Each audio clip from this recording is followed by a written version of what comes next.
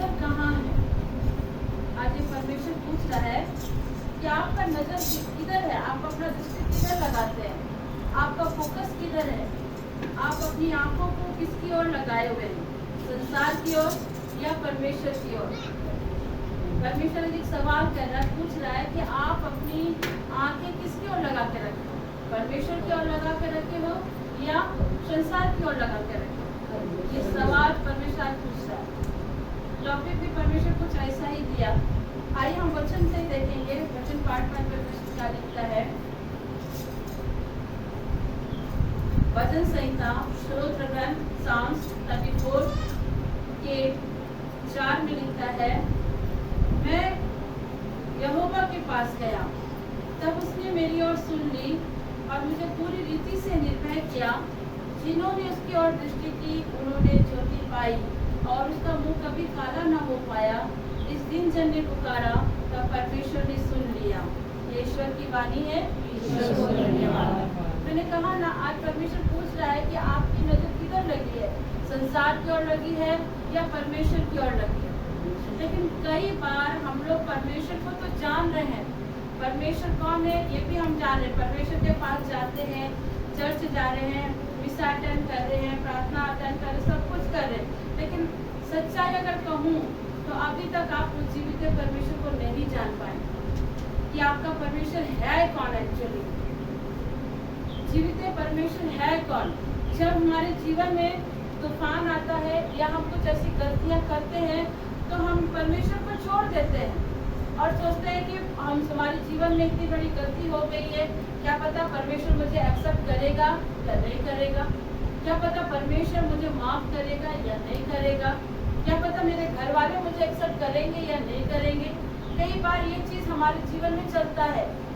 लेकिन परमेश्वर का वचन कहता है स्तोत्र ग्रंथ में कि जब हम अपने अपराधों को मान लेते हैं तो परमेश्वर क्या करता है, उन अपराधों को क्षमा करता है और उसका लेखा परमेश्वर नहीं लेता है। यशाया कहते हैं, यशाया नबी कहते हैं, संत यशाया कहते हैं कि जब आप अपने अपराधों को परमेश्वर के सम्मुख मानते हैं तो परमेश्वर आपके पाप जो सिंदूर रंग कर होते हैं उसको भी परमेश्वर क्या करता है, हिम की नाई यानी बर्फ की नाई सफेद कर देता है। आमीन आमीन। हम अपना दाहिना हाथ उठाकर पहले कहेंगे, ईश्वर पिता मैं आपका धन्यवाद करती हूँ कि आप मेरे पापों को हिम की नाई सफेद करते हैं। परमेश्वर पिता आपने मेरे पापों को क्षमा किया है। स्तोत्र ग्रंथ कहता है जो अपने अपराधों को मानता है परमेश्वर पिता क्षमा करता है और उसके अपराध की सुधि नहीं ली जाती। परमेश्वर पिता आपने हमारे अपराधों को क्षमा किया है और हम पर दया किया है, इसके लिए हम आपको धन्यवाद करते हैं हमारे प्रभु क्रिस्त के द्वारा। आमीन आमीन आमीन।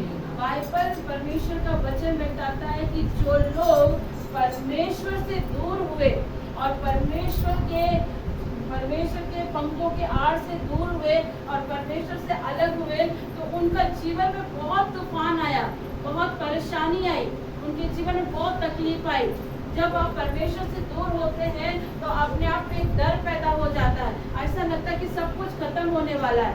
जब हम परमेश्वर की बातों को नहीं मानते, डिसओबीडिएंट मतलब आज्ञाकारिता, जब हम परमेश्वर की आज्ञा को नहीं मानते हैं तो शैतान भी हमारे जीवन में काम करता है और हमारे अंदर डर पैदा कर देता है।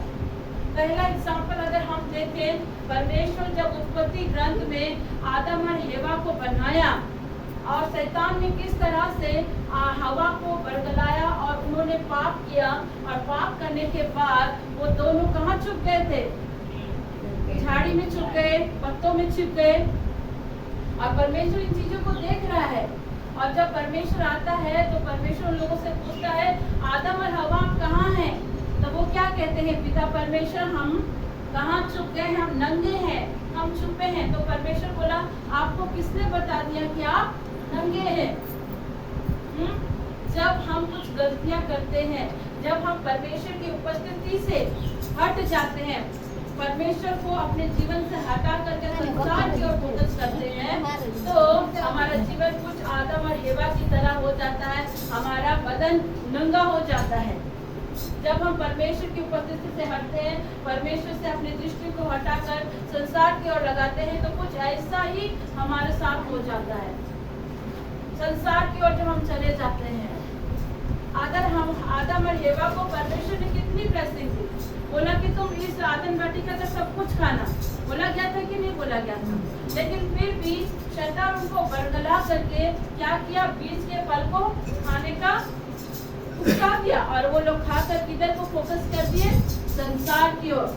अगर आदम और हवा परमेश्वर की आज्ञा को मानते तो क्या आज वो संसार की ओर जा पाते? नहीं जा पाते। आज भी मैं विश्वास करती कि आदम और हवा उसी आदम वाटिका में रहते। Hallelujah, hallelujah.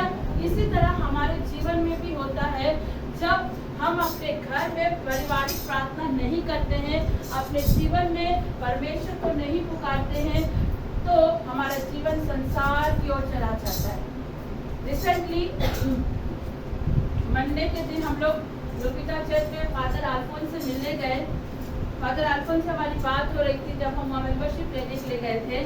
फादर अल्फोंस ने एक बात कहा कि आप दोनों घर में पारिवारिक प्रार्थना करें, और उन्होंने एक बात बताया कि पारिवारिक प्रार्थना जब हम करते हैं तो परमेश्वर उसमें बहुत आशीर्वाद को देता है। हालेलुया। मैं नहीं जानती, लेकिन फादर अल्फोंस ने मुझे देखते साथ ये बात कहा कि बेटा तुम पारिवारिक प्रार्थना करना, और अगर कभी भी घर में पति पत्नी के बीच मन मुटाव हो भी जाता है ना, तो भी शाम होते होते तुम लोग एक मन होकर के प्रार्थना करना। ये बात उस समय फादर हम लोग को समझा रहे थे और बता रहे थे कि घर में अगर लड़ाई झगड़ा भी होता है या टेंशन भी होता है, जब घर में लड़ाई झगड़ा या ऐसा कुछ टेंशन का माहौल होता है तो हम लोग क्या करते हैं, पारिवारिक प्रार्थना को बंद कर देते हैं, प्रार्थना नहीं करते। बच्चे एक तरफ, माँ बाप एक तरफ, पति एक तरफ, पत्नी एक तरफ, और शैतान को क्या मिलता है, मौका मिल जाता है। फादर इस बात को अच्छे से हम लोग को समझा रहे थे कि कितना भी मनमुटाव क्यों ना हो, कुछ भी क्यों ना हो, लेकिन शाम होते होते आप अपने मनमुटाव को दूर करिएगा और पारिवारिक विनती करिएगा, क्योंकि पारिवारिक विनती में बहुत आशीर्वाद होता है। हालेलुया। संत याकूब कहते हैं कि आप अगर एक मन होकर परिवार में आप प्रार्थना करते हैं तो आपके परिवार में अगर किसी के जीवन में तूफान है, चाहे वो आपका पति के जीवन में हो, चाहे आपके बेटे के जीवन में हो, चाहे आपके भाई के जीवन में हो, पर जब आप एक पारिवारिक प्रार्थना करते हैं और परमेश्वर की ओर दृष्टि को लगाते हैं तो परमेश्वर क्या करता है ना, आपके घर में आए हुए तूफान को, आपके भाई के जीवन में आए तूफान को, आपके पति के आए हुए जीवन में तूफान को परमेश्वर क्या करता है, थाम लेता है। Hallelujah, hallelujah. उसको शांत करता है। आमीन। इसीलिए परमेश्वर के वचन में लिखता है और सवाल भी कर रहा है कि आज आप अपनी दृष्टि को किधर लगाए हैं, आज आपकी नजर किधर है। कुछ बाइबल में कुछ ऐसे लोग हैं जो परमेश्वर के साथ चल रहे थे और परमेश्वर के साथ चलते चलते उनके जीवन में कुछ परमेश्वर ने आज्ञा दी और वो जब आज्ञा को नहीं माने, डिसोबीडिएंट हो गए और संसार की तरफ उनकी नजर चले गई, तो उनके जीवन में तूफान आया, उनके जीवन में परेशानी आई, उनका जीवन तूफानों से गिर गया।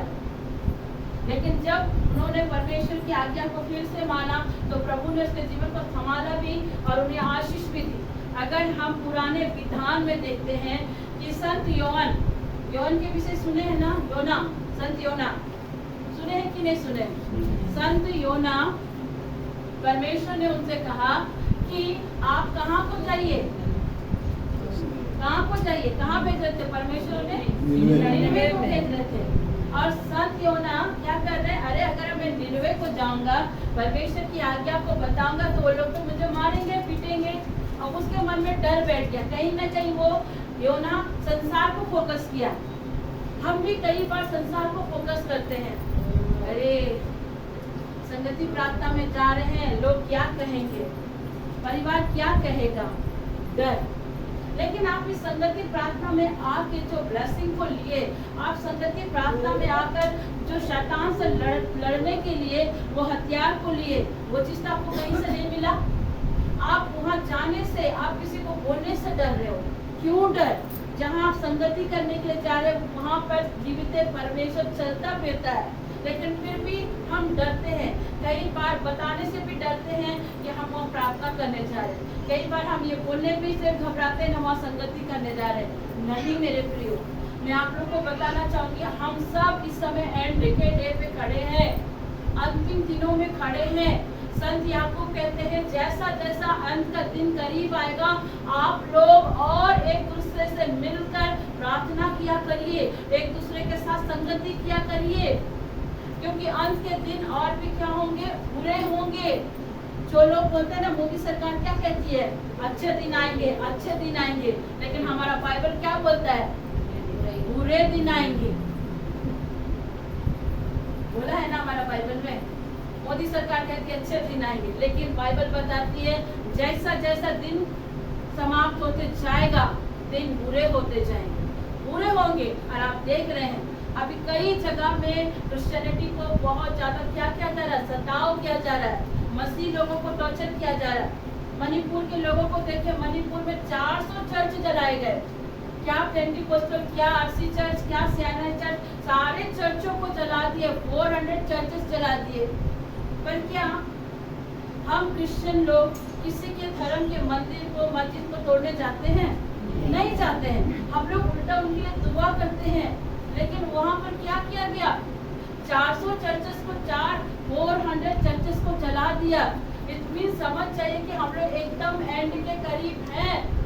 वहाँ पर कई लोगों को मारा गया, बच्चे लोगों को भी मारा गया। मैं वीडियो को देख रही थी, मेरा दिल बहुत एकदम तकलीफ से पीड़ा से उठ रहा था कि छोटे छोटे बच्चे को भी नहीं छोड़े वो लोगों ने, छोटे छोटे बच्चे को भी इतना मारे हैं, देख करके दिल फिसल गया मेरा। परमेश्वर उस समय में बोली प्रभु ये अंतिम दिन आ गया। तब परमेश्वर ने मुझे प्रकाशित बात किया और लूका रचित सुसमाचार में परमेश्वर ने एक बात को वहाँ दिखाया कि अंतिम दिनों में मसीहों के ऊपर बहुत सताव आएंगे और हर मसीह का ब्लड गिराया जाएगा, हर क्रिश्चियन के लोगों को मार कर उसका लहू गिराया जाएगा। और ये चीज परमेश्वर ने उत्पत्ति ग्रंथ में ही पहले दिखाया। हाबिल और कैन की मृत्यु को देखिए, किस तरह कैन ने हाबिल को मार दिया और उसका लहू परमेश्वर को पुकार पुकार कर न्याय को मांगता है। एंड के डेज में भी मसीहों को मारा जाएगा, उनके भी ब्लड को बहाया जाएगा और वाकई बहाया जा रहा है। लेकिन इस बात को भी ध्यान दीजिएगा, जहाँ जहाँ मसीह लोगों को सताया गया ना, वहाँ वहाँ परमेश्वर ने भारी दंड को दिया है, भारी दंड को दिया है। उड़ीसा क्षेत्र में देखिए, उड़ीसा में जो वो क्या बोलेंगे, विलियम क्या स्टेफन नाम है, उनको और उनके दोनों बच्चों को जो कार में जिंदा जला दिया। आज भी उड़ीसा में कितनी सारी प्रॉब्लम आती है कि ना। रिसेंटली बालेश्वर ट्रेन का जो कोरोमंडल एक्सप्रेस का जो हंगामा, जो घटना घटा, कितनी चीजें आई। आप हम मसीह को मार सकते हैं, आप हम मसीह को सता सकते हैं, लेकिन हमारे अंदर से परमेश्वर को आप नहीं निकाल सकते, आप नहीं निकाल सकते, क्योंकि हमारा परमेश्वर के वचन में लिखा है, पहला कुरिन्थी 3:14 में, हमारा शरीर ही परमेश्वर का मंदिर है। आप हमारे चर्च को तोड़ दीजिए, आप हमें मार दीजिए, सब कुछ कर दीजिए, लेकिन आप हमारे परमेश्वर को कैसे निकाल सकते हैं? हमारा परमेश्वर तो रोम रोम में बसा हुआ, आप उसे नहीं निकाल सकते, नहीं कुछ कर सकते। पर संसार के जब हम फोकस करते हैं तो हम गिर जाते हैं, गिर जाते हैं। आज मैं जब से बीच में मेरा कॉन्फ्रेंस में रुक गया था, लेकिन परमेश्वर जब ये मणिपुर का घटना शुरू हुआ तो परमेश्वर मेरे अंदर डाले कि मैं कॉन्फ्रेंस में को जारी कर दूं और हर दिन के 9 बजे का कॉन्फ्रेंस पर मैं मणिपुर के लोगों के लिए प्रार्थना करती हूँ कि परमेश्वर वहाँ के लोगों को बल दे, हिम्मत दे और सामर्थ्य दे। इस दुख की घड़ी में उनके साथ प्रभु रहे और उनको और मजबूत करे। Hallelujah, hallelujah. ये लेकिन बहुत अच्छी बात है कि हमारे मसीह में जो दुख तकलीफ आता है ना, मैं ये किसी के धर्म को नीचा नहीं करना चाहती, लेकिन एक चीज समझिएगा, हमारे क्रिश्चियनिटी में अगर किसी पेंटिकोस्टल हो, सीएल हो, सियाना हो, आरसी हो, किसी भी चर्च में तकलीफ आता है ना, तो हम मसीह एक हो जाते हैं, एक हो जाते हैं। इसका पुख्ता उदाहरण मैंने पंजाब में देखा। आरसी चर्च में माँ मरियम की मूर्ति को तोड़ दिया गया था और जीसस के भी ये को तोड़ दिया था। वहाँ पर मैंने देखा पंजाब के क्या आपके पेंटिकोस्टल लोग, क्या सियाना, क्या जीएल, सब लोग मिलकर शांति से जुलूस को निकाले और जिसने ये किया उसको उन्होंने माफ किया, लेकिन शांतिपूर्वक जुलूस को निकाले। ये होता है यूनिटी। आप चर्चेस में डिफरेंट मत करिए, क्योंकि हर व्यक्ति उसी परमेश्वर को मानता है। आप भी उसी जीसस को मान रहे हो, वो लोग भी उसी जीसस को मान रहे हैं। माने तरीका अलग होता है, लेकिन हम आखिर उसी ईश्वर को पूछते हैं, आखिर हम उसी ईश्वर को मानते हैं। पर ये हम मनुष्य की धारणा होती है कि नहीं, वहाँ नहीं, यहाँ नहीं। ना ना ना ना, आप भी उसी परमेश्वर को मान रहे हैं, वो लोग भी उसी परमेश्वर को मान रहे हैं। ये तो यहाँ आकर इंसान ने इस चीज को बांट दिया, लेकिन क्या परमेश्वर ने कभी बांटा? उत्पत्ति ग्रंथ से लेकर प्रकाशित वाक्य तक पढ़िए, परमेश्वर ने कहीं भी इस तरह का जिक्र नहीं किया। मेरे प्रियो, मैं आज आप लोगों को ये बता रही थी, जब हम परमेश्वर से नजर फेरते हैं तो हम संसार की ओर जाते हैं, तो हम प्रॉब्लम में पड़ते हैं। और योना भी वही किया, वो डर गया, वो संसार की ओर नजर कर रहा, सोचा कि अब तो मैं वहां जाऊंगा, प्रचार करूंगा तो ये लोग मुझे मार देंगे। परमेश्वर अगर कोई काम आपको देता है ना, उसको मालूम है वो आपके जीवन से कुछ बड़ा लेना चाहता है। और परमेश्वर की आज्ञा को वो नहीं माना, डिसोबीडिएंट हो गया। और वो क्या किया, योना नाव में समुद्र में जा रहा है, परमेश्वर निनवे को जाने को कहा और वो तर्शीश का टिकट काट लिया। कई बार परमेश्वर हमें कहता है कि बेटा ये रास्ता सही नहीं है। कई बार माँ बाप बच्चों को समझाते हैं कि ये गलत रास्ता है, लेकिन फिर भी बच्चे उसी रास्ता को पकड़ते हैं। कई बार भाई बहन भी गलत रास्ते में जाते हैं, परिवार उसे समझाती है कि बेटा इस रास्ते पर मत जा, क्योंकि कहीं न कहीं परमेश्वर आपके माँ बाप के द्वारा, आपके भाई बहनों के द्वारा भी बातचीत करता है। हालेलुया। क्योंकि संसार में हर एक चीज को किसने बनाया? परमेश्वर ने बनाया। और यहाँ पर योना ने क्या किया, संसार की ओर फोकस किया और तर्शीश जाने के लिए उसने टिकट काटी। मैं आज आपको बताना चाहती हूँ, जब आप परमेश्वर की बातों को नहीं मानते, गलत संगतियों को नहीं छोड़ते हैं, घर में पारिवारिक प्रार्थना नहीं करते हैं, व्यभिचार को नहीं छोड़ते हैं, दूसरों का चुगली करना नहीं छोड़ते हैं और दूसरों की निंदा करना नहीं छोड़ते हैं, दूसरे के विरुद्ध में अनाप शनाप बोलना नहीं छोड़ते हैं और दूसरों के लिए छल करते हैं ना, तो देखिए किस तरह का जीवन आपके साथ करता है। योना ने भी परमेश्वर की बात नहीं माना और वो तर्शीश का टिकट काटा। और बाइबल बताती है कि जब वो तर्शीश के जाने वाले समुद्री जहाज पर बैठा और कुछ ही देर समुद्र से वो जहाज निकल रही है और बाइबल बताती है वहाँ क्या आ गया, तूफान आ गया।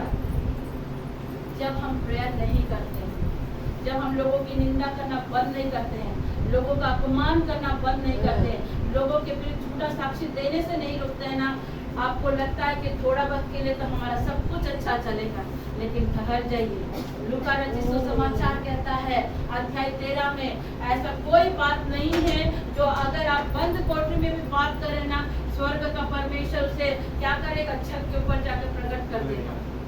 आप झूठ बातें बोलिए, परमेश्वर से प्रकट कर देगा। और ये व्यक्ति न मानने के चलते तर्शीश जा रहा था, परमेश्वर निनवे को भेजा और ये जा रहा है तर्शीश, क्योंकि उसे संसार से डर लगा, संसार से डर लग गया, क्योंकि वहाँ निनवे जाएंगे तो लोग हमें मार देंगे। कई बार आपको भी लगता है अरे सिस्टर ने तो मना किया, लेकिन नहीं जाएंगे तो लोग क्या कहेंगे, नहीं पिएंगे तो दोस्त क्या कहेगा, नहीं जाएंगे तो फ्रेंड क्या कहेंगे। आप किसको धोखा दे रहे हैं, मुझे या अपने ईश्वर को? किसे धोखा दे रहे हैं? संसार को फोकस करने वाला व्यक्ति हमेशा नुकसान ही पाता है। जैसे यहाँ योना के जीवन में उसकी मृत्यु तक करीब आ गई थी। जब परमेश्वर यहाँ आपको अगर बात कर रहा है ना, ध्यान दीजिएगा। आज परमेश्वर कह रहा है अपने फोकस को बदलिए। आज आपको अपना फोकस बदलना पड़ेगा। आप अगर अपना फोकस नहीं बदलेंगे, योना की तरह हालत हो जाएगा। और उसने तर्शीश को जाने के लिए टिकट काटा। बाइबल बताती है योना जा रहा था, समुद्र में लहर आ गया, तूफान आ गया और इतना ज्यादा तूफान आया कि वहाँ के नाविक जो मछुआरे थे, जो वहाँ पतवार को खेवा रहे थे, अनाज को फेंक दिए, बहुत सारे सामान को फेंक दिया, फिर भी नाव डूबने की कगार में थी। मल्हार परेशान है और उस पुराने नियम में बताया जाता है कि मल्हार लोग चिट्ठी निकालते थे। अगर किसी ने गलती करी है तो वहाँ चिट्ठी डाला जाता है, सबको अपना अपना देवी देवता को याद करता है। कल जब हमारे यहाँ पे मसी मामी आई थी और हम बैठे हुए थे, हमने एक बात डिस्कस करी। मैं उनको बता रही थी कि जब मैं प्रभु में नहीं थी तो एक ऐसी घटना घटी थी। ये आपका हाईवे में जो बड़ा बाकी है ना, जो अभी हाईवे बन गया है, वहाँ पर एक घटना ऐसी घटी है, मैं आपको बता रही हूँ, सचमुच सीखने के लिए है। ये हम लोग उस समय तो पुल नहीं था, नाव में पार होना पड़ता था। तो एक स्त्री अपने बेटे को मारते मारते आ रही है और कहती है चल तुझे उस नदी में डुबा दूंगी। मारते मारते आ रही है और बोलती है चल तुझे उस नदी में डुबा दूंगी। ये रियल घटना है।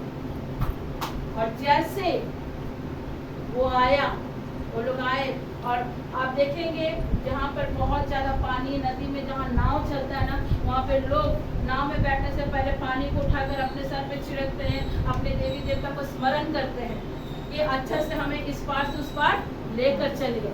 वहाँ पे सब वैसा ही कुछ कर रहे थे। उस टाइम मैं प्रभु में नहीं थी, हिंदू परिवार से मैं ही थी। और वहाँ घटना ऐसी घटी, वो स्त्री जो अपने बेटे को जुबान से कह रही थी कि चल, तू इतना रोता है, उसको मारते मारते लाई और चल तुझे नदी में डुबा दूंगी। और जब नाव में, सोचिए नदी में उतना पानी है ही नहीं, नदी खिवाते खिवाते जब बीच में आके नाव रुक गई, रियल घटना है, नाव बीच में आकर रुक गई और नाव ना आगे बढ़ रहा है ना पीछे जा रहा। तो जो वहाँ का मल्हार था उसने बोला देखिए, आप में से अगर किसी ने कुछ गलत बातें कही है तो भाई वो अपनी गलती को माने और पानी को उठा करके क्षमा मांगे। सबको एक दूसरे का मुंह ताक रहे हैं, क्योंकि जब नाव में बैठते हैं तो लोग बातचीत भी नहीं करते हैं। पुराने जमाने के लोग कुछ ऐसे ही थे और सब एक दूसरे का मुंह ताक रहे थे। मेरी मम्मी बताती है वह सब मुंह ताक रहे हैं। तब वो लेडी बोलती है कि मल्हार को कि अंकल, मैंने अपने बच्चे के विषय में कहा कि तू इतना रो रहा है। उसे मैं मारते हुए कहा कि तू चल नदी में, तुझे मैं डुबा दूंगा। मल्हार कहता देखिए आप एक काम करो, उस पानी को हाथ में उठाकर 3 बार अपने बच्चे के पैर में डालकर से धो दो। लेकिन वो स्त्री सोची तो कम पानी है, उठा के क्या डुबाऊंगी, इतना छोटा बच्चा, करीबन मैं सोचती हूँ 2.5 साल का बच्चा होगा। वो सोची छोटा बच्चा है, पानी लेके पानी डालने की बात कही। लेकिन बोलते हैं ना शैतान तो शैतान होता है।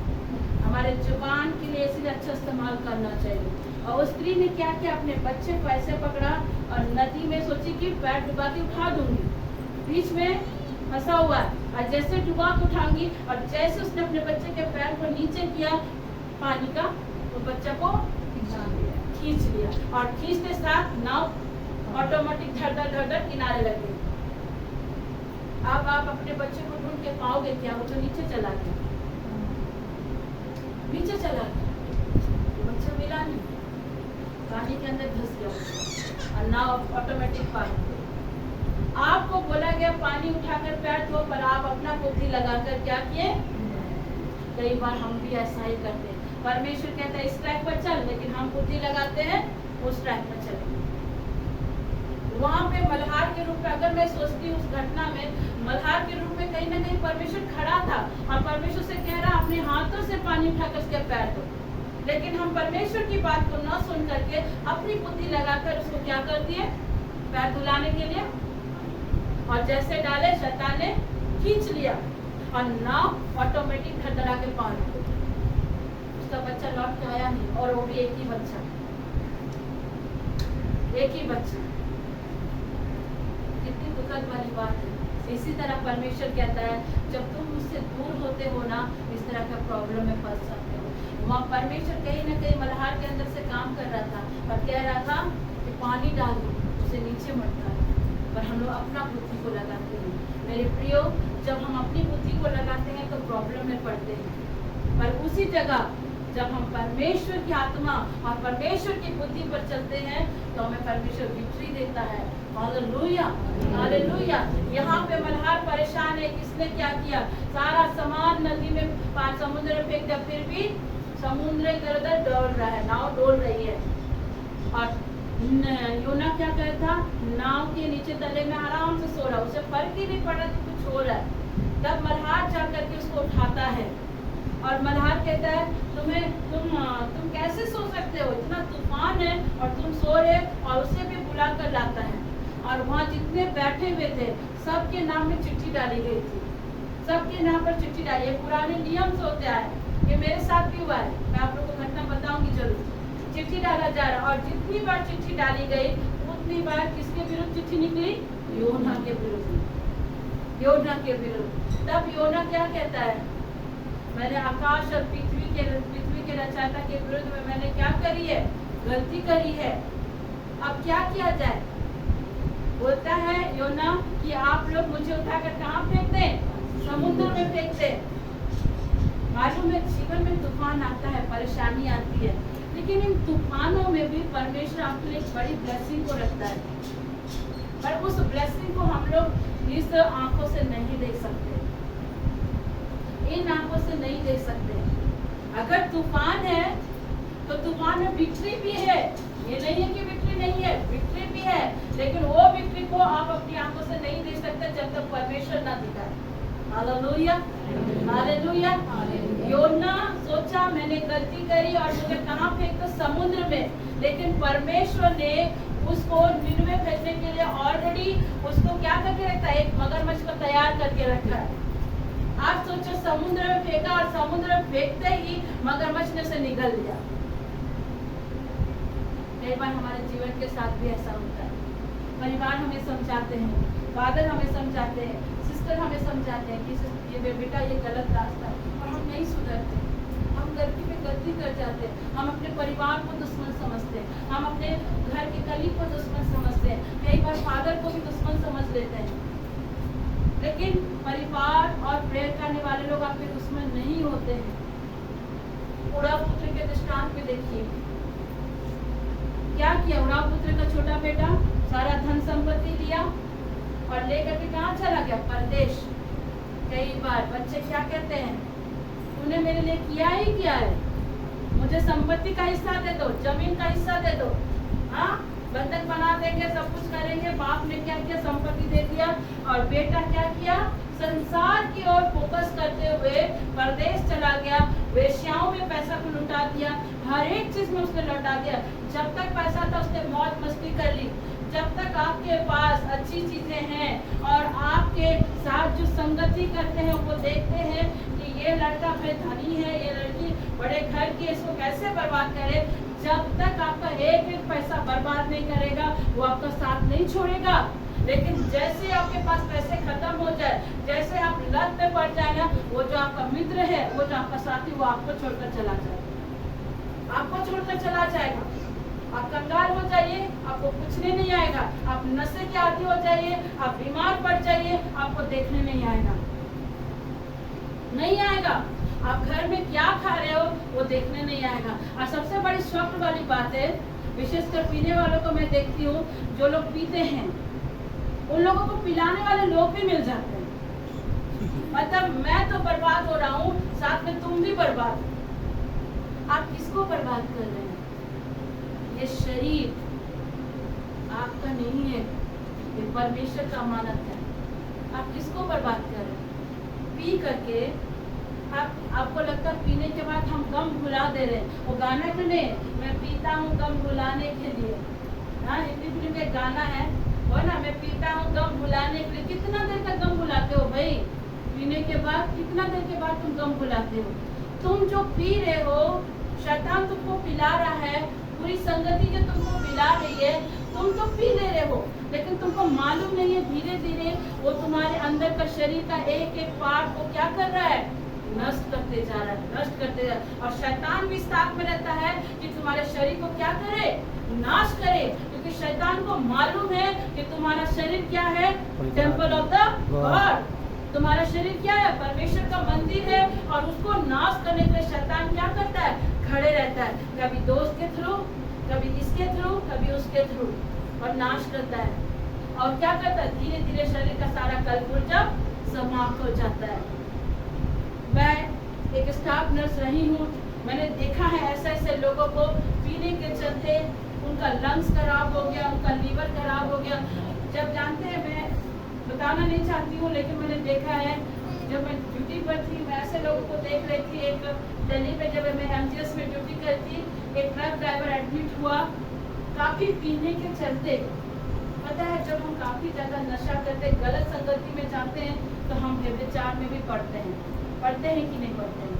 पड़ जाते हैं व्यभिचार में। वो ड्राइवर भी व्यभिचार में पड़ा और उसको एड्स हो गया। एड्स होने के चलते उसका ऑपरेशन हुआ। हम लोग को एक किट मिला गया था, क्योंकि एड्स ऐसी बीमारी है कि हमको भी लग सकता है, इसलिए किट दी गई, उस किट के द्वारा उसका ऑपरेशन हुआ। और जब उससे पूछा गया, वो कहता है मेरे दोस्तों ने मुझे इतना पिलाया, मेरी पत्नी है, मेरे बच्चे हैं, और फिर भी मुझे गलत संगति पे ले गए, और मैंने कभी अपनी पत्नी, कभी अपने माँ बाप की नहीं सुनी। मेरी पत्नी बराबर कहती थी कि आप उन चीज़ों पे मत जाना, ठीक है आप नशा कर रहे हो लेकिन कंट्रोल करो, लेकिन मैंने अपनी पत्नी की कभी नहीं सुनी। और न सुनने के कारण आज उसका लीवर खराब हो गया, उसका एड्स हो गया। किसको तकलीफ हो रहा है, पत्नी को या आपके शरीर को? शरीर को तकलीफ हो रही ना, पत्नी को तो दुख होगा ही होगा, क्योंकि उसने आपसे शादी करी, आपके बच्चे को लाया, आपके जाने के बाद आप तो चले जाओगे, आप तो तड़पते तड़पते मरते हुए चले जाओगे, लेकिन आपने कभी सोचा कि आपके जाने के बाद आपके माँ बाप का क्या होगा, आपकी पत्नी और आपके बच्चे का क्या होगा? आप नहीं सोचते, नहीं सोचते। और एक जवान स्त्री अगर विधवा हो जाती है ना, तो सबसे पहले संसार के लोग उसको फाड़ खाते हैं। वो सही भी रहे तो भी लोग उसे गलत ठहराते हैं, गलत ठहराते हैं। और वो बंदा बता रहा था, सिस्टर मुझसे बहुत बड़ी गलती हो गई, मैंने कभी अपनी फैमिली की नहीं सुनी, कभी अपनी पत्नी की नहीं सुनी, क्योंकि वो लास्ट स्टेज में पहुंच गया है। एड्स का भी लास्ट स्टेज, लीवर में भी पूरा पानी, और उसको हम लोग अपनी आंखों से तड़पते हुए देख रहे हैं। हम कर क्या सकते हैं? हम मेडिसिन दे सकते हैं, लेकिन आपने तो अपने शरीर को खुद ही नष्ट किया। आपको बोलते हैं ना, ईश्वर कहाँ है? ईश्वर आपके साथ रहता है। ईश्वर कभी आपके पत्नी के द्वारा बात करता है, कभी माँ बाप के द्वारा काम करता है। कई लोग बोलते हैं अगर ईश्वर मेरा ये काम कर देगा तब मैं प्रभु पे विश्वास करूंगा। बहुत लोग बोलते हैं कि नहीं बोलते हैं? मैं सच कहती हूँ, ऐसे लोगों के जीवन में प्रभु काम भी कर देना तो भी ये लोग विश्वासी नहीं होंगे, विश्वासी नहीं होंगे, अविश्वास की ही जिंदगी जिएंगे। मैं आपको पता है, शैतान बहुत तरीके से आपके जीवन को नष्ट करना चाहता है, लेकिन परमेश्वर देखिए यहाँ पर उड़ाव पुत्र का जो छोटा बेटा, उसका सब कुछ खत्म हो गया, क्योंकि उसने फोकस कहाँ किया था? संसार को किया था। और एक समय ऐसा आया कि उसके जीवन में इतनी तकलीफ आई, उसको क्या हुआ? खाने के लिए सुअर की फली को खा रहे। जब जीवन में तकलीफ आता है ना, आपके अपने ही प्रिय लोग आपका साथ छोड़ देंगे, आपके अपने ही लोग आपको धोखा दे देंगे, आपके अपने ही लोग आपकी निंदा करेंगे, आपके अपने ही लोग आपका साथ छोड़कर चले जाएंगे। ये हकीकत है, मैं आपको सच कह रही हूँ, ये हकीकत है। मिस्टर ज्योति के साथ घटा है। मेरे पापा एक बिल्डर थे, जब उनको दोनों किडनी खराब हो गया, लीवर खराब हो गया, मेरे अपने खानदान वाले, मेरे अपने चचा लोग साथ छोड़ दिए। अपने चचा लोगों ने दूरी बना लिया, दूरी बना दिया एक से। पता है मेरी यही जीवन ज्योति आप लोग का जो डरको में है ना, जीवन ज्योति हॉस्पिटल, वहाँ मेरी जॉब लग गई थी, और मुझे मात्र 10,000 रुपए का डोनेशन मांगा गया था। और मेरे फादर काफी सीरियस थे। मेरे फादर ने कहा कि अपने चचा से जाकर कहो कि ले देने के लिए, मैं जब यहाँ हॉस्पिटल से निकलूंगा तो मैं दे दूंगा। मैं अपने चचा के पास गई, मैंने कहा कि चचा मेरी नौकरी लग गई है, बस 10,000 की नीड है, आप मुझे दीजिए। मेरे चचा ने कहा हाँ देंगे, पर मेरे चचा ने भी मुझे नहीं दिया। मेरे पापा ने बोला, मेरे पापा से जो बड़े बिल्डर अंकल थे, उनका घर उन्होंने मुझे भेजा कि बेटा तू वहाँ चली जा। मैं वहाँ पर भी गई, उन्होंने कहा 1 दिन बाद आना, 2 दिन बाद आना, मैं तुम्हें पैसा दे दूंगा। यहाँ सीखने वाली बात है, जब तकलीफ आता है ना, कोई आपका साथ नहीं देता है। आपके अपने परिवार वाले भी आपको धोखा दे देंगे, क्योंकि वो लोग सोच रहे थे अगर इस लड़की को मैं 10,000 दे दूंगा, इसका पापा तो हॉस्पिटल में है, एक पैर कब्र में है और एक पैर हॉस्पिटल में, मर जाएगा तो पैसा कैसे चुकाएगा? कई बार होता है इस तरह के। मैं सच कहती हूँ, किसी ने मेरी मदद नहीं करी और मेरे हाथ से नौकरी चाहिए। मेरे पापा हॉस्पिटल से लौट आए, प्रभु ने लौटा के वहाँ से लाए। उसके बाद फिर मेरी सरकारी नौकरी लगी डाक विभाग में। मेरे पापा फिर सीरियस हो गए, हम लोग से प्रभु में नहीं थे, फिर सीरियस हुए, सरकारी नौकरी लगी। सबसे मैंने मदद मांगा, किसी ने मुझे मदद नहीं किया। मेरी पढ़ाई एजुकेशन के चलते मैं टॉप लिस्ट पे थी। ईश्वर का मैं धन्यवाद करती कि मेरी पढ़ाई लिखाई भी ज्ञानदीप स्कूल से हुई, सिस्टर लोग के अंडर में मेरी पढ़ाई हुई है। और आप जानते हैं जितने भी कॉन्वेंट के बच्चे लोग पढ़ते हैं, उन लोगों का एक लेवल अलग ही होता है। Hallelujah, hallelujah. क्योंकि वहाँ पर पढ़ने लिखने से पहले विनती प्रार्थना सिखाया जाता है, परमेश्वर के साथ कनेक्ट रहने को सिखाया जाता है, परमेश्वर से बुद्धि को मांगने को भी सिखाया जाता है। जब मेरे डाक विभाग में भी नौकरी लगी, मेरे चचा ने क्या कह दिया, जवान लड़की है, जंगल में डाक विभाग में जाएगी, रेप हो जाएगा तो तेरी बेटी का शादी नहीं होगा। मेरे चचा इसलिए मुझे करने नहीं दिए क्योंकि उनका भी बेटा का उसमें आया था। अगर उनका सोच था कि मैं उस पोस्ट को छोड़ूंगी तो वो पोस्ट उसका बेटा को मिल जाएगा। आप जब दूसरों के लिए गड्ढा खोदते हो ना, तो ध्यान रखना 5 फीट का गड्ढा पहले आपके लिए रेडी रहता है। आप दूसरों के लिए गड्ढा खोदते जा रहे हो, लेकिन याद रखना आपके लिए पहले गड्ढा खोदा रहेगा। और ऐसा ही हुआ, मुझे फोर्स किया गया, मैं काफी रोई क्योंकि कहीं ना कहीं मैं उस समय भी जीसस को जानती थी। मैं परमेश्वर में नहीं आई थी, लेकिन फिर भी मैं जीसस को जानती थी। और मैंने एक ही चीज कहा, जीसस मेरी ये लोग मुझे ना उस समय मदद की, और जब मेरी सरकारी नौकरी लगी तो ये लोग मुझे करने नहीं दिया। मैं काफी रोई और मैंने अपने जो गवर्नमेंट के थ्रू से मुझे एडमिट कार्ड मिला था उसे मैंने फाड़ दिया। रोई और मैंने फाड़ दिया, और मेरा चचा अपना बेटा को लेकर चला गया। लेकिन बोलते हैं ना, परमेश्वर आपकी आंसुओं को अपनी कुर्सी में रखता है। Hallelujah, hallelujah. और परमेश्वर ने ऐसा किया कि उनके बेटे को भी नौकरी नहीं मिली, बिष्टुपुर का एक लड़का को जॉब लग गया। और मेरे चचा वहाँ से फोन करके कहते हैं, लड़की को भेज दो, इसका नहीं हो रहा है, लड़की को भेज दो। लड़की और जाने से रही, क्योंकि मैंने अपना एडमिट कार्ड फाड़ दिया। मैंने फाड़ा, मैं रोई, मैंने फाड़ा क्योंकि आपने मुझे करने नहीं दिया। कहीं ना कहीं हमें लगता है कि ये चीजें, ये घटनाएं हमारे साथ क्यों हो रही है, इसके पीछे एक बड़ा कारण होता है। अगर उस समय मुझे जॉब मिल जाता या उस समय मैं हॉस्पिटल में वहाँ पे ज्वाइन कर लेती तो शायद आज मैं परमेश्वर की दासी नहीं कहलाती, शायद मैं परमेश्वर की दासी नहीं कहलाती। परमेश्वर कहता है कि तुम्हारे सोच पर और मेरे सोच पर क्या है, जमीन आसमान का अंतर है। तुम सोचते हो कि मुझे एक छोटा सा गुड्डा चाहिए, लेकिन परमेश्वर चाहता कि तुम बड़े से गुड्डे के साथ रहो। Hallelujah, hallelujah. वही परमेश्वर काम करता है। मेरे भाई प्रणय जो चला गया है उसके लिए सोचना मत, आज परमेश्वर एक नई जिंदगी दिया है। अब वो परमेश्वर तुम्हारे जीवन को इस्तेमाल करेगा। ये उड़ाव पुत्र को जब संसार से फिरा, उसे स्मरण आया उसने क्या गलती करी और वो क्या किया, उसने निर्णय लिया, उसने डिसीजन लिया। आज आपको भी अपने जीवन में डिसीजन लेना है, और उसने निर्णय लिया और अपने पिता के पास लौटने का उसने डिसीजन लिया। और बाइबल बताती है कि जब उड़ाव पुत्र निर्णय लिया लौटने का, और वो आधे रास्ते पर ही था कि उसका पिता दौड़ते हुए से जाकर क्या करता है, गले लगाता है। मेरे प्रियो, जब हम अपनी गलतियों को मान लेते हैं, अपने अपराधों को स्वीकार करते हैं और संसार से हटकर परमेश्वर के पास जाते हैं ना, परमेश्वर आपका स्वागत करने के लिए वहीं खड़ा रहता है। परमेश्वर कभी आपसे दूर नहीं जाता है। परमेश्वर कल भी आपके साथ खड़ा है, आज भी आपके साथ खड़ा है, और दुनिया के अंत तक आपके साथ खड़ा रहेगा। Hallelujah, hallelujah.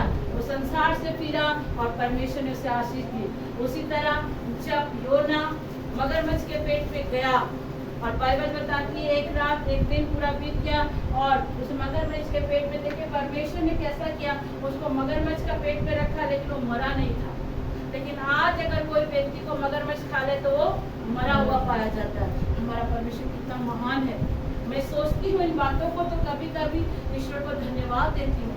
आज अगर आपके जीवन की स्थिति बिगड़ी हुई है ना, आज अगर घर के हालात सही है ना, सही नहीं है ना, तो अपने पुराने दिन को स्मरण करो। दूसरा इतिहास लिखता है, उन पुराने दिनों को स्मरण करो जो परमेश्वर ने तुम्हारे जीवन में किया, और वही परमेश्वर आज भी करने में सक्षम है। आमीन। योना को होश आता है मगरमच्छ का पेट में, और वो वहीं से दुहाई देता है कि परमेश्वर अपने दास को क्षमा कर, और अगर तू क्षमा करेगा तो तेरी जो आज्ञा है मैं उसे पूरा करूंगा। और बाइबल बताती है परमेश्वर ने इसकी पुकार सुनी, और मगरमच्छ ने इसे ले जाकर कहाँ फेंक दिया, निनवे में फेंका। मैंने परमेश्वर की योजना कितनी बड़ी है। अगर आज आपके जीवन से शैतान ने कुछ ले लिया है ना, आपको अगर बीमार कर दिया है, आपके घर में कर्जा ला दिया है, आपके घर में अशांति ला दिया, तो भी आप अगर आज संसार को छोड़कर परमेश्वर की ओर दृष्टि करते हो, तो स्तोत्र 34 क्या कहता है, जो परमेश्वर की ओर दृष्टि करता है, परमेश्वर उसके मुंह को काला और लज्जित होने नहीं देता है। आज अगर आप निर्णय लेते हैं कि परमेश्वर मेरी गलतियों को क्षमा कर, मेरे घर में आए हुए कर्जा को क्षमा कर, मेरे घर में आए बीमारी को तू ठीक कर, आप जब परमेश्वर की ओर फिरते हैं, संसार से हटकर परमेश्वर की ओर फिरते हैं, परमेश्वर आपको आशीर्वाद से भर देता है, ब्लेसिंग से भर देता है। Hallelujah, hallelujah. और निनवे जाकर के योना ने उस निनवे नगर में प्रचार किया कि आप लोग मन फिराइए, पश्चाताप करिए, और अगर आप मन नहीं फिराएंगे, पश्चाताप नहीं करेंगे, तो परमेश्वर का क्रोध आपके ऊपर आएगा और ये निनवे नगर नष्ट हो जाएगा। कई बार हमें सही ट्रैक की भी आवश्यकता होती है। मैं क्यों कहती हूँ कि संगति प्रार्थना में जुड़े रहिए। वहाँ योना किया, और योना जब वो प्रचार करने लगा, बाइबल बताती है निनवे नगर के लोगों ने पश्चाताप किया। निनवे नगर के लोगों ने परमेश्वर के विरुद्ध जो पाप किया तो उसके लिए पश्चाताप किया। क्या इंसान, क्या जानवर, क्या भेड़, क्या बकरी, सभी के सभी लोगों ने क्या किया, टाट पहन लिया, और टाट पहनकर दाग पर बैठ करके उपवास करने लगे। पुराने नियम के विधान में यही लिखा गया है कि कुछ दुख हो, कुछ घटना हो, तो वो लोग तुरंत अपने वस्त्र को फाड़ करके टाट पहनते हैं। ये टाट क्या है? बोरा का कपड़ा। उसको पहनकर रात में बैठ करके विलाप करते हैं, विलाप करके परमेश्वर से प्रार्थना करने लगे। कई बार पता है आप लोग जो किसी एक व्यक्ति को संगति प्रार्थना में लेकर आते हो ना, क्या मालूम कि आपके लाने से उसका जीवन बदल जाए, क्या मालूम उसके जीवन में जो तूफान है परमेश्वर से शांत कर दे। हम लोग चर्चेस जाते हैं, लेकिन हमें संगति भी करना मस्ट इम्पोर्टेंट है, क्योंकि हम लोग एंड के डेज पे खड़े हैं, अंतिम दिनों पे खड़े हैं। और बाइबल बताती है योना के प्रचार से उन्होंने पश्चाताप किया, और परमेश्वर ने निनवे नगर को नष्ट नहीं किया, बल्कि निनवे नगर को माफ कर दिया।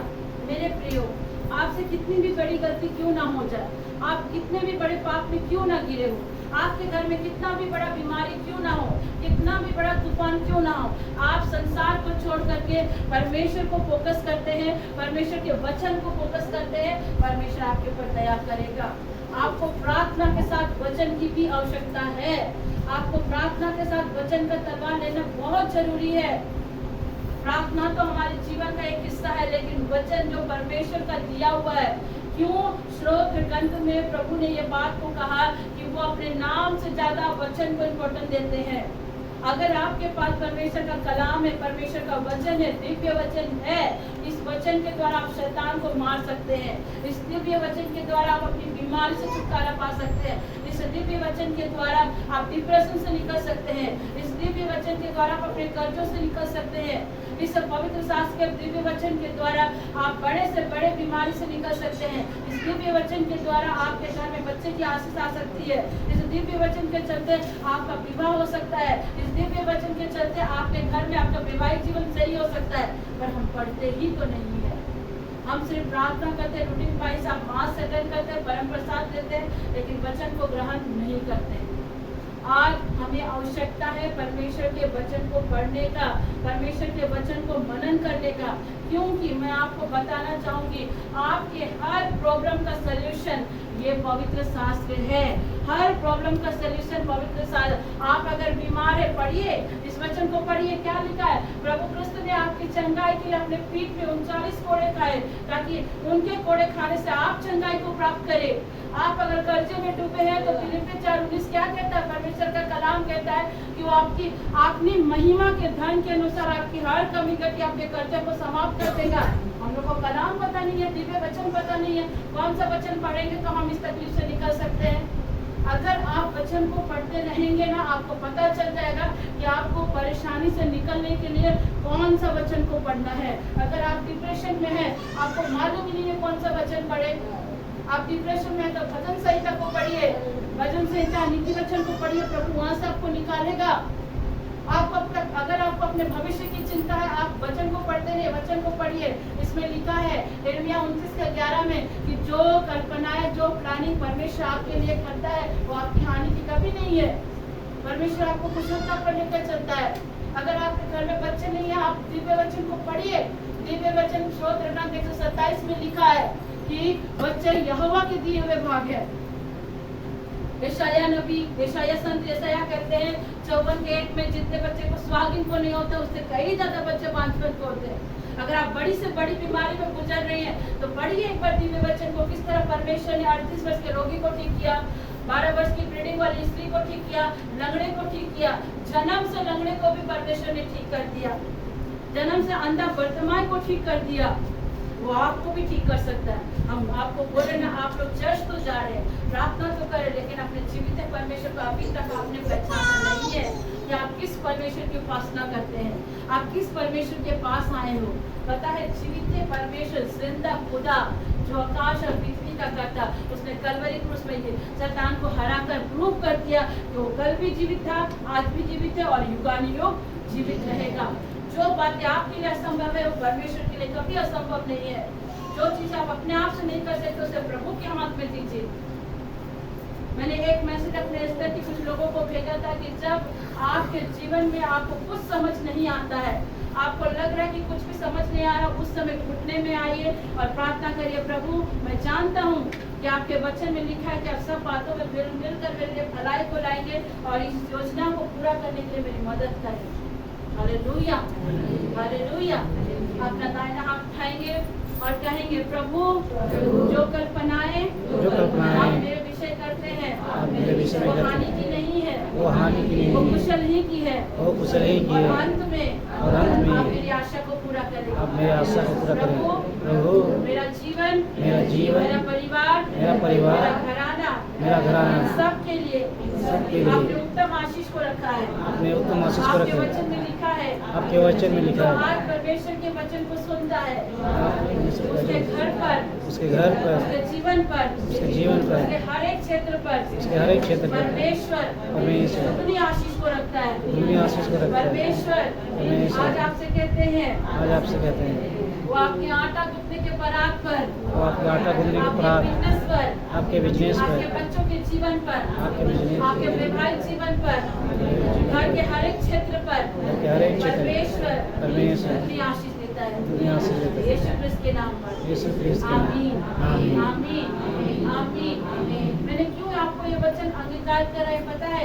आज जब आप उपवास में हैं और जब आप दाहिना हाथ उठाकर अंगीकार कर रहे हैं, इट मींस वो आपके घर में होने जा रहा है। और आमीन में पहला शुक्रवार हमेशा इसलिए फास्टिंग कराती हूँ कि जब आप अंगीकार कर रहे हो, विश्वास से अंगीकार करो, आप अपने घर में उन चीजों को देखने के लिए पाएंगे। हर दिन बोलिए, प्रभु मेरे आटे गूंथने की परात पर आशीर्वाद दे, मेरे बिजनेस पे आशीर्वाद दे, मेरे बच्चों को आशीर्वाद दे, मेरा परिवार, मेरा घराना तेरे पीछे चले। प्रभु इस अंतिम दिनों में अपनी आत्मा का सामर्थ्य हमें दे, क्योंकि हम लोग एंड के डेज पे हैं। संसार की ओर मत फोकस करिए। जो लोग संसार की ओर फोकस किए वो परेशानी में पड़ गए। दाऊद भी एक टाइम संसार की ओर फोकस किया, संसार की ओर फोकस करके बेशबा के साथ रिश्ता बना लिया, परमेश्वर को पसंद नहीं आया। कई बार हम भी ऐसा ही करते हैं, पति पत्नी रहते हुए भी हम दूसरे के पति पत्नी को डोरा डालते हैं, दूसरे के पति पत्नी के साथ फिजिकल हो जाते हैं।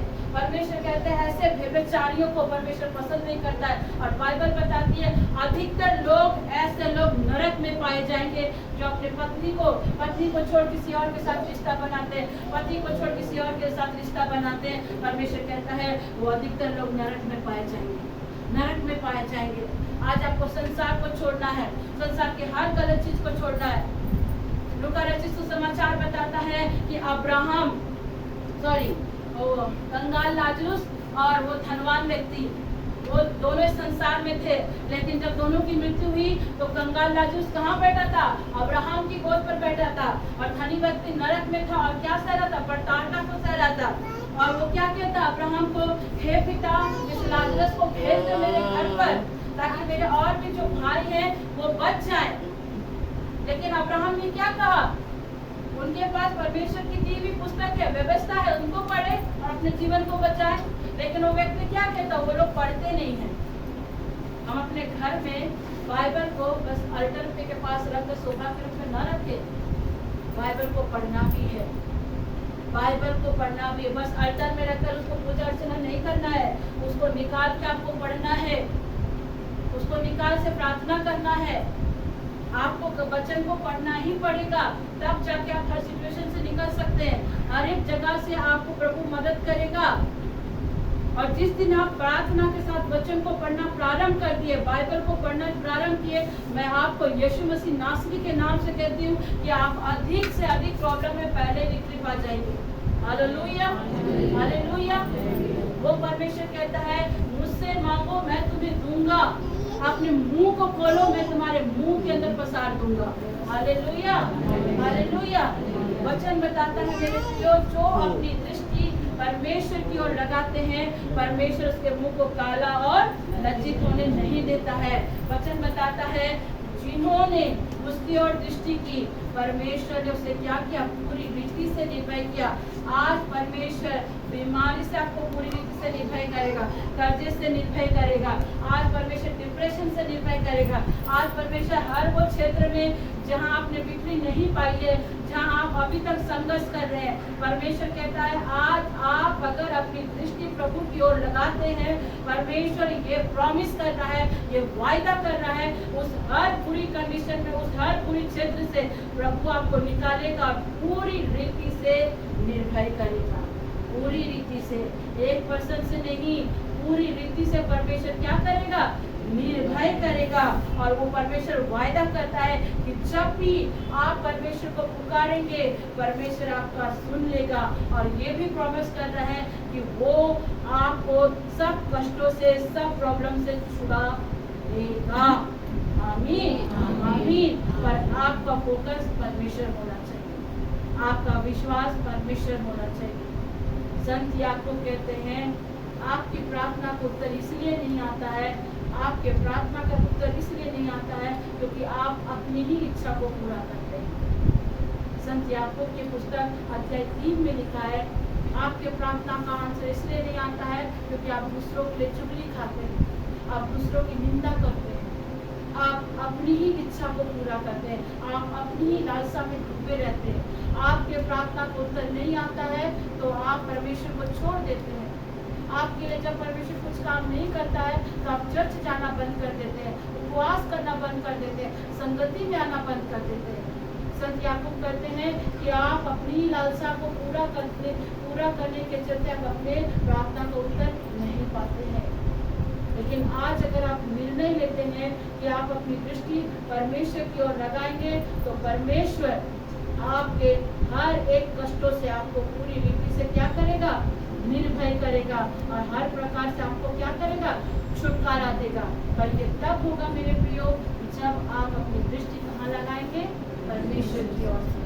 परमेश्वर इस वचन के द्वारा हम सबको आशीर्वाद दें। आइए हम लोग अंतिम प्रार्थना में जाएंगे।